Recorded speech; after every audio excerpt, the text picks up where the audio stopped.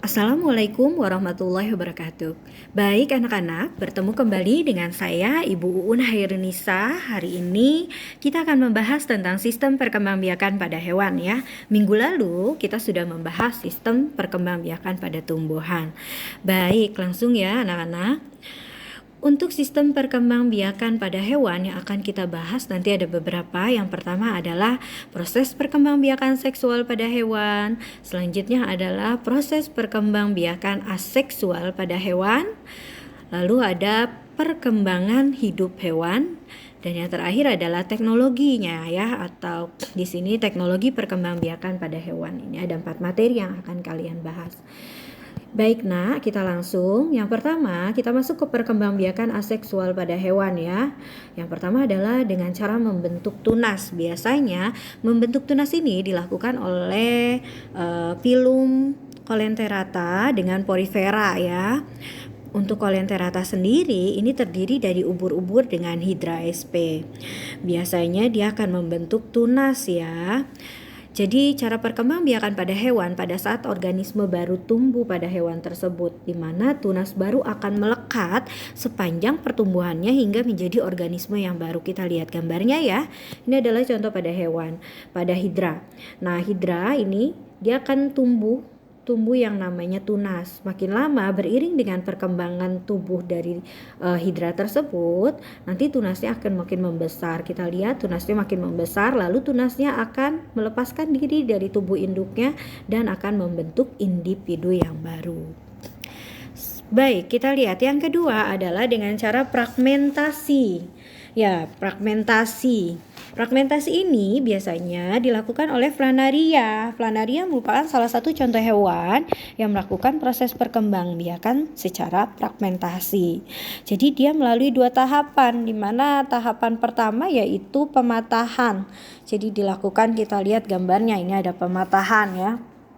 Pematahan atau pemotongan tubuh induk menjadi 2 bagian atau lebih.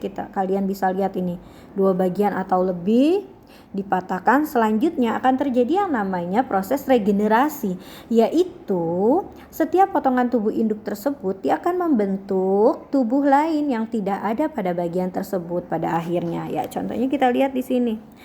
Kita perbesar gambarnya. Jadi di sini misalkan bagian kepala, nantinya dia akan membentuk bagian bawah ya. Lalu bagian bawah akan membentuk bagian kepala hingga membentuk planaria atau anakan yang baru. Selanjutnya yang ketiga kita lihat ada yang namanya partenogenesis ya. Partenogenesis ini adalah metode reproduksi di mana serangga berkembang dari telur yang tidak dibuahi, dia akan menghasilkan keturunan yang haploid ya. Jadi di sini biasanya terjadi pada, kita lihat. Nah, ini pada semut, ada lebah, kutu daun dan kutu air. Nah, opum yang dibuahi dia akan tumbuh dan berkembang menjadi lebah, lebah betina, sedangkan yang tidak dibuahi ini akan tumbuh menjadi lebah jantan ya.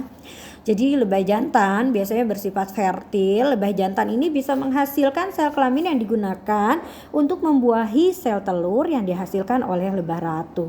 Sedangkan lebah ratu adalah lebah yang menghasilkan telur-telur yang menjadi lebah betina dan lebah jantan. Selanjutnya perkembangbiakan seksual pada hewan. Ya, kita lihat di sini ya. Sudah muncul ayamnya duluan rupanya itu. Ya, perkembangbiakan seksual pada hewan biasanya ini kita bedakan menjadi 2, ada fertilisasi internal dengan fertilisasi eksternal. Ya, fertilisasi internal adalah proses peleburan antara inti sel telur dan inti sel sperma yang terjadi di dalam tubuh induk betina. Itu namanya internal atau di dalam ya. Contohnya untuk fertilisasi internal ini antara lain pada sapi, ayam, kura-kura dan buaya ya. Sedangkan untuk fertilisasi eksternal ini adalah proses peleburan antara inti sel telur dan inti sel sperma yang terjadi di luar tubuh indukan. Kita lihat di sini. Oke, berdasarkan cara perkembangbiakan dan kelahiran embrionya, hewan yang berkembang biak secara seksual bisa kita bedakan menjadi 3. Ya, yang pertama kalian pasti sudah sering mendengar yang namanya pipipar. Apa sih pipipar ya? Ya, vivipar ini dikatakan juga sebagai hewan yang melahirkan. Kita lihat contohnya. Ya, ini ada kucing ya.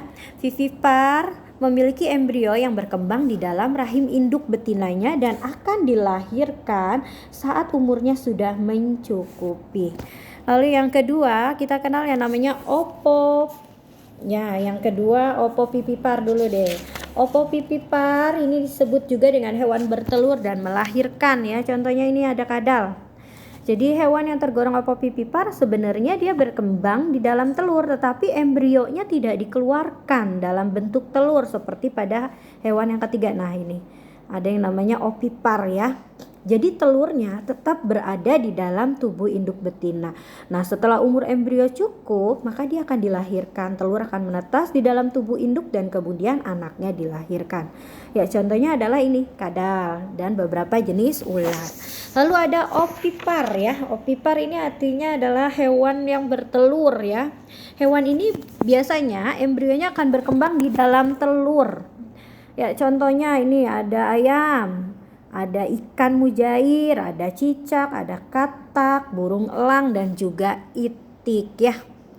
Baik, selanjutnya kita lihat di sini perkembangbiakan hidup hewan. Ya, ini ada yang kita kenal dengan nama metamorfosis. Apa sih metamorfosis?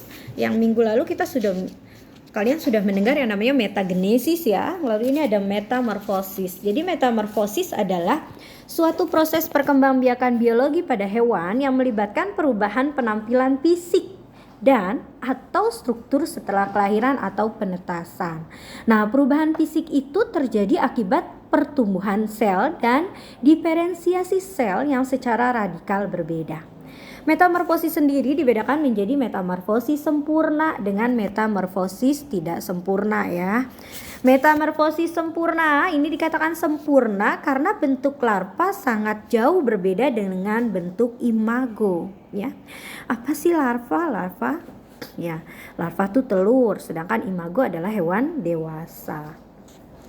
Jadi pada proses metamorfosis sempurna biasanya proses perkembangbiakannya ini melalui tahap tertentu sehingga memiliki struktur dan fungsi organ tubuh yang sama dengan hewan dewasa. Nah, kita lihat di sini ya untuk metamorfosis sempurna. Contohnya ada pada kupu-kupu ya. Ada kupu-kupu, ada juga pada katak. Ini juga termasuk ke dalam metamorfosis sempurna ya. Hewan-hewan yang melakukan proses metamorfosis sempurna. Kita lihat untuk kupu-kupu sendiri, dari telur dia akan berubah menjadi larva atau kita sebut dengan nama ulat. Nanti ulat akan berubah menjadi pupa atau yang kita sebut dengan nama kepompong, dan kepompong ini akan menjadi kupu-kupu ya, hingga membentuk kupu-kupu dewasa. Kalau pada katak kita lihat ini ada telur katak dia akan berubah menjadi kecebong tanpa kaki. Selanjutnya berubah menjadi kecebong dengan kaki dan berubah menjadi katak muda baru katak dewasa. Jadi tahapan-tahapan proses pembentukan tubuhnya ini berbeda. Kalian bisa lihat sampai dia membentuk hewan yang dewasa ya. Baik. Selanjutnya untuk metamorfosis tidak sempurna. Nah, perbedaannya apa nih dengan metamorfosis sempurna ya? Padahal sama ya kalau kita lihat. Kalau metamorfosis tidak sempurna, biasanya proses untuk pembentukannya itu hampir sama ya. Tidak mengalami tahapan-tahapan yang lebih detail seperti tadi yang terjadi pada kupu-kupu. Kita lihat di sini pada ya ini ada kecoa ya.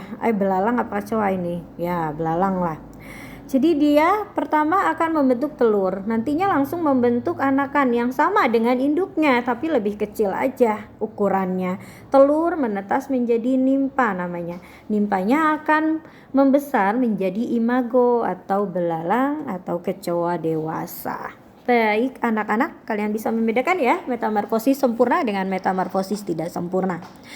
Baik, selanjutnya kita lihat teknologi perkembangbiakan pada hewan. Ada yang kita kenal dengan nama inseminasi buatan atau kita sebut dengan kawin suntik Nah, kawin suntik ini adalah proses memasukkan cairan sperma atau semen dari sapi jantan yang unggul ke dalam saluran perkembangbiakan sapi betina dengan bantuan manusia. Jadi yang menyuntikkan spermanya adalah manusia. Jadi jika kalian ingin berternak, mau menghasilkan sapi unggul yang seperti sapi Australia, kalian tidak perlu membawa sapi kalian ke Australia hingga menyebabkan stres ya.